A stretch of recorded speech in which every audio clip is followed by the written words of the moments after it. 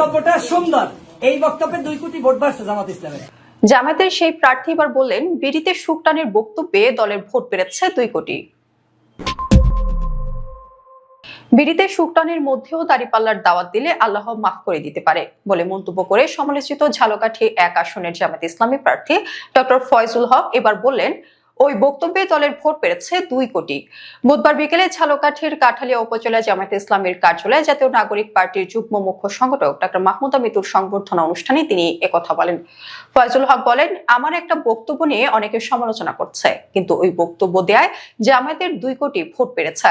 তার দাবি, আমি বলেছি আমার কোনো কর্মী যদি বিড়িখোর হয় তবে সে বিড়ি খাওয়া অবস্থায় জামায়াত ইসলামের দাওয়াত দিবে, এতে করে আল্লাহ তাকে ওই খারাপ অভ্যাস থেকে বের করে আনতে পারেন। বক্তব্যটিকে মিসলিড করে উপস্থাপন করা হয়েছে। আমরা যা করি বা বলি তা ভাইরাল হয়, এটি আল্লাহর পক্ষ থেকে গিফট। 2 কোটি টাকার মার্কেটিং তারা ফ্রিতেই করে দিচ্ছে। এই দেশের বিড়িওয়ালা, দাড়ি কামানো মানুষ বা ইসলাম প্রিয় মানুষ সবাই আমাদের ভোট দিবে। নেতাকর্মীদের ফেসবুক ব্যবহারে সতর্ক থাকার পরামর্শ দিয়ে তিনি বলেন, জোটের কোনো বন্ধুর বিরোধিতা রাস্তাঘাটে বা ফেসবুকে করা যাবে না। কোনো ভুল হলে তা নিজেদের মধ্যে সমাধান করতে হবে। অনুষ্ঠানে এনসিপি নেত্রী ডক্টর মাহমুদা মিতুর প্রশংসা করে ফয়জুল হক বলেন, রাজাপুর কাঠালিয়ায় শুধু এমপি হবে না, আরো অনেক কিছু হবে এবং আমাদের মিতু আপুও তার অংশীদার হবেন। প্রসঙ্গত, ঝালকাঠি 1 আসনে জামায়াতে ইসলামের মনোনীত প্রার্থী ফয়জুল হকের একটি নির্বাচনী বক্তব্য গত 7 জানুয়ারি সামাজিক যোগাযোগ মাধ্যমে ব্যাপক আলোচনার জন্ম দিয়েছে। তিনি মন্তব্য করেছেন, বিড়িতে সুকটান দিয়েও যদি কেউ দাড়িপাল্লা প্রতীকের দাওয়াত দেয় তবে আল্লাহ তাকে মাফ করে দিয়ে ভালো মানুষ বানিয়ে দিতে পারেন।